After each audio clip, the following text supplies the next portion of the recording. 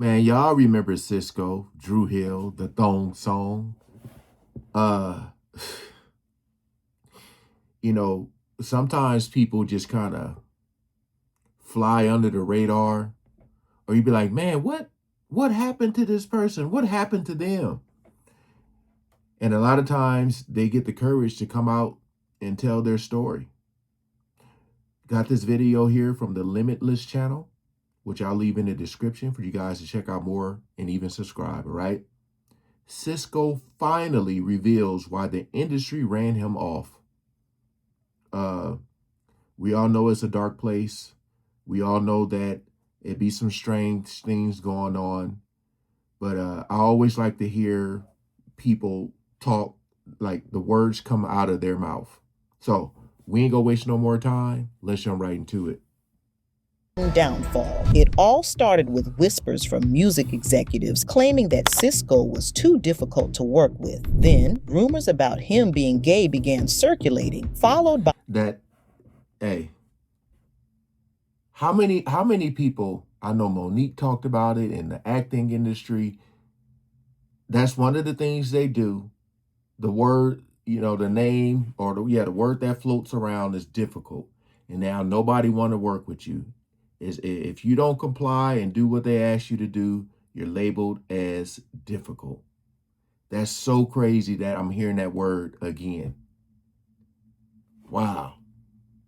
accusations of him being a deadbeat dad. Before long, his reputation took a major hit and his career started to spiral. In the end, Sisqo never fully recovered. He eventually stepped out of the limelight to focus on personal projects. But for the Gen Zs, who may not have been around when Sisqo was at the top of his game, Sisqo was an artist ahead of his time. His electrifying music and bold fashion choices set trends that would later influence artists like Chris Brown, who took inspiration from his style and sound. They cursed out that one executive at the record label that put me on the blacklist.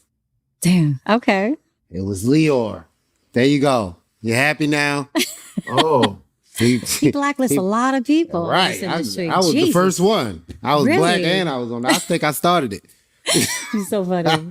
For starters, Sisqo was best known for his 1999 album Unleash the Dragon, which featured hit singles like Thong Song and Incomplete. If he had maintained that momentum, he would have become one of the greatest R&B artists of his time, but not everyone wanted that to happen. But let's start from the very beginning. Born Mark Althaven Andrews in November 1978 in Baltimore, Maryland, Sisqo was raised in a traditional black family. His parents, Alonzo and Carolyn Andrews, had two children, Sisqo and his older sister, Donisha Althaven. His father, an electrician, hoped Sisqo would follow in his footsteps and enrolled him in a vocational high school. However, fate had other plans. It was there that he met Larry Anthony, James Woody Green, and Tamir Nokio Ruffin, who would later become his bandmates. His friends nicknamed him Sisqo because of his curly hair, which made him look like a Latino. This nickname would stick with him throughout his career and beyond. At the age of 14, Sisqo and his three friends decided to form a band called Dru Hill, named after Dru Hill Park in their hometown of Baltimore. Sisqo became the lead performer, and the group began performing at various venues around the city. Though their early days were tough, they all landed minimum wage jobs at a candy factory called the Fudgery, where they made candy and sang songs to rehearse for their upcoming gigs. It was their way of earning money while pursuing their dream. Just 2 years after graduating high school, Dru Hill hit it big.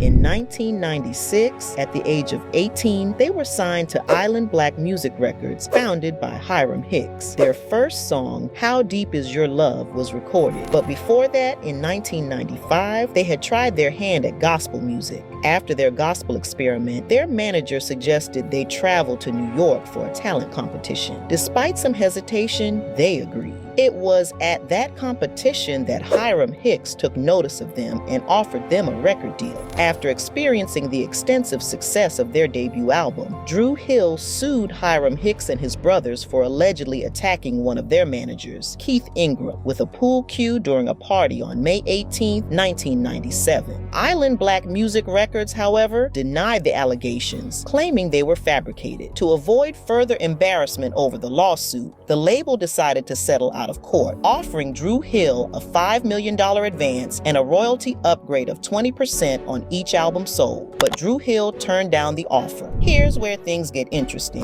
Instead of accepting what the label had offered, Dru Hill demanded to be released from their contract. But that wasn't all. They also requested a whopping $9 million. About a year after signing with the label, Dru Hill and Island Black Music reached a settlement, and the band ultimately decided to stay with the label. However, they never disclosed the details of their final agreement to the press. However, James Woody Green, a member of Dru Hill, left the band in 1999 to pursue a solo career as a gospel artist. The rest of the band followed suit, with each member. You see, like a lot of people, they see how dark the industry can be, and a lot of them turn to gospel. They want to cleanse themselves, you know. That's one of the things that's really popular too. Yep.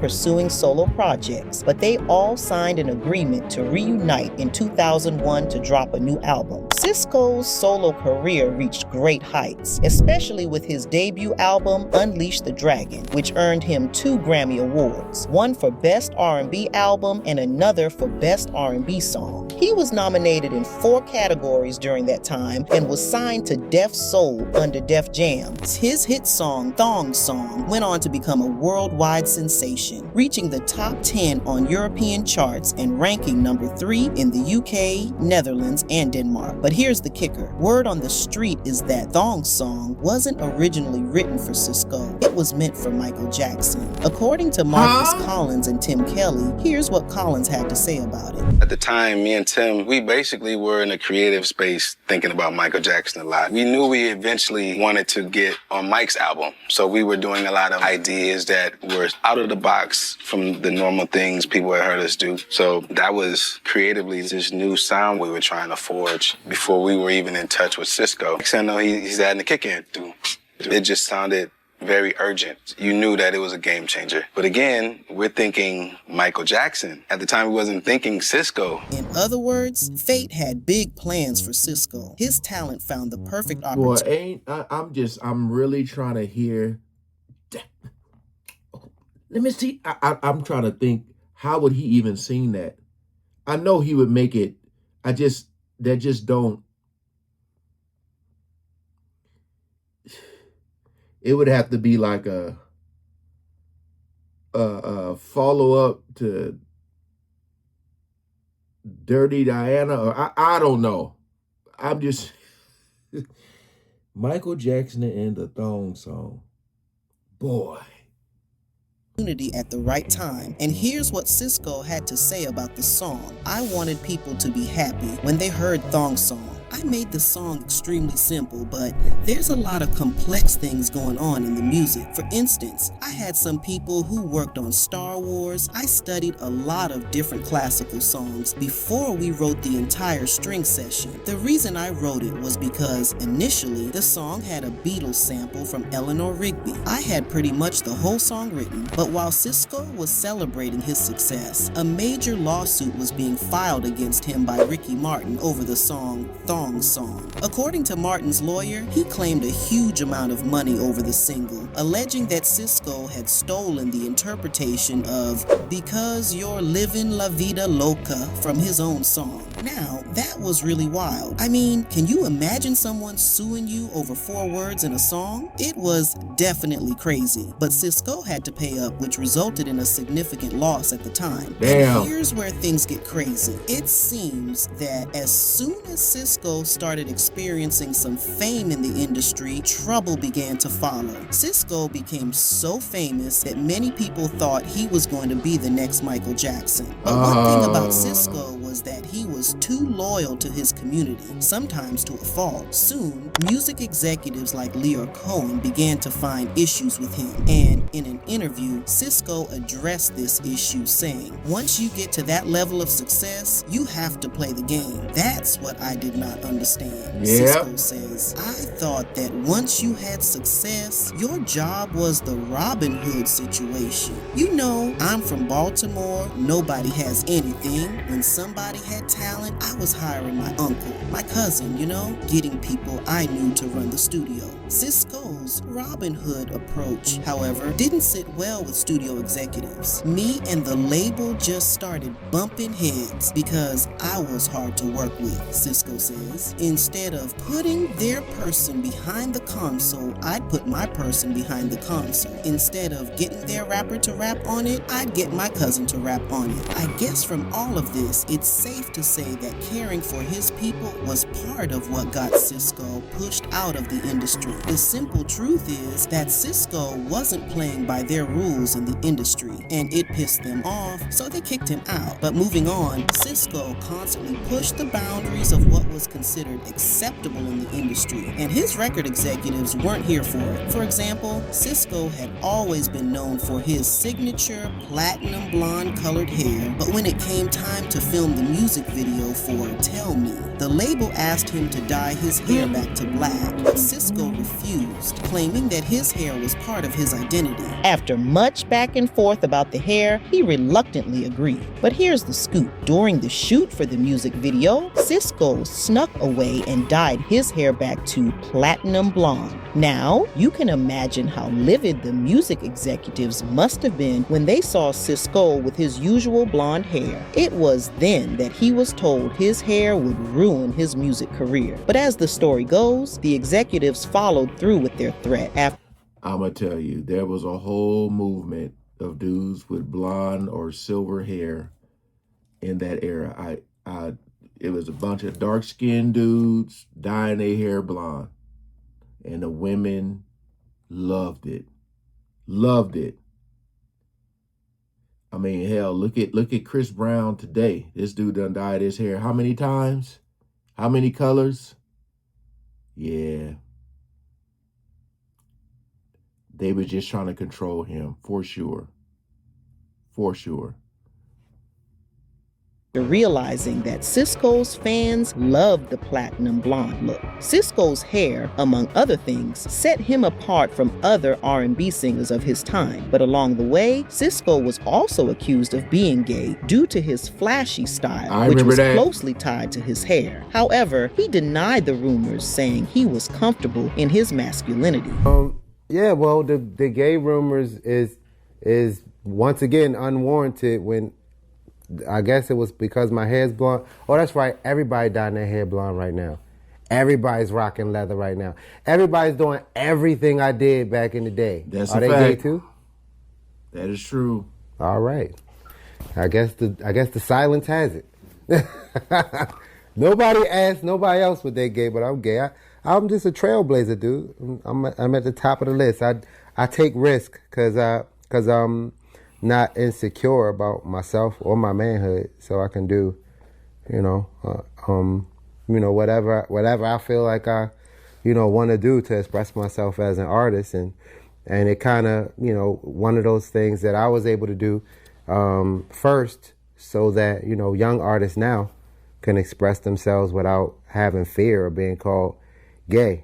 But things didn't help when Sisqo appeared on Celebrity Big Brother wearing a black thong with his genitals on full display. According to him, he dressed like that because there was a challenge to determine who would be the hunk of the house, and he took the risk in hopes of a greater reward. After this drama, things became really shaky for Sisqo. Many people in the industry wanted him out, and artists like R. Kelly later released a diss track titled Hold Up, which was aimed at Sisqo. One of the lines read, "20s on the drop, blue and and Yellow Rock's Cakey yelling "Stop," Sisqo's album flopped. Even though R. Kelly tried to dismiss claims that there was a beef between him and Sisqo, fans later found out that R. Kelly began hating on Sisqo after a televised interview where Sisqo said, and I quote, "shutting it down when it came to R&B." Sisqo chose to be the bigger person and did not respond to the diss track. But as if all that drama wasn't enough, a woman named Jamila Farid from Switzerland sued Sisqo for child support. According to her, she met Sisqo while he was on the European leg of his tour. She said she was at a nightclub when Sisqo reportedly invited her back to his hotel, and the rest, as they say, is history. This news caused a major dent in Sisqo's career. However, he tried to bounce back by reuniting with the band, but their album performed below expectations, with many people calling it a flop. More trouble awaited Sisqo when, in 2003, he and his then-girlfriend were arrested for firing shots at a neighbor's car parked outside their house. Damn. After his release, it seemed like Sisqo vanished into thin air until 2015, when he created his own record label, Dragon Music, and released the song Last Dragon. However, Sisqo later told ABC News that he was blackballed by mainstream music executives after he pushed back against the industry. But moving on, when it came to Sisqo's romantic life, Sisqo got married in 2018 to Elizabeth in Minneapolis after the duo had dated for 15 years, and at the wedding, Sisqo performed his famous controversial Thong Song at the reception. According to him, he performed the song because Elizabeth's thong was the last one he was ever going to see. Now, amongst all the rumors that were made up about Sisqo, one of them that he found pretty hilarious was that he once dated Beyonce. However, to avoid some Jay-Z trouble, Sisqo shot down the whispers, claiming that he and Beyonce were just friends, and that was only because the duo were around each other during their early years in the industry. Seeing that music wasn't really working out for him like it had in the past, Sisqo decided to branch out and start multiple businesses. One of his ventures included a clothing line, and he also began writing children's books. According to Sisqo, even though the industry tried to erase him, he was still doing well and was happy, as he's now his own boss and doing his own thing. But I want to hear from y'all in the comments. Do you guys think Sisqo would be making a comeback to the music scene? Hey, it's smart to shut down them Beyonce rumors, because I was wondering why she was in that thumbnail, because what you would really be shut out. I mean, his words, not mine. You know, him talking about the industry, being blackballed, blacklisted, whatever. It happens, man. It's so many stories, so many people who have said the same thing over and over and over and over again. But you still got people who don't believe that this stuff really be happening or exists. You know, he said he thought by being at the top that he would be able to inspire, help people, give people jobs. But they were like, nah, we don't like that. We're going to use your influence for something else, to push some type of agenda or something. I don't know. But hey, shout out to Limitless for the video. Hope you guys enjoyed. There was a part in there I had to trim out just because I know it'll probably get my video restricted or something. But the original will be in the description. So appreciate you guys coming over and watching. Yeah, man, I mean, if you're in your 40s, you know, you remember the Sisqo and the Dru Hill movement. It was strong. It was strong. So again, when you see like a drop off or something, I'm like, what the hell happened? You know, because they should have been a lot more famous than they are, for sure. You know. All right, peace out.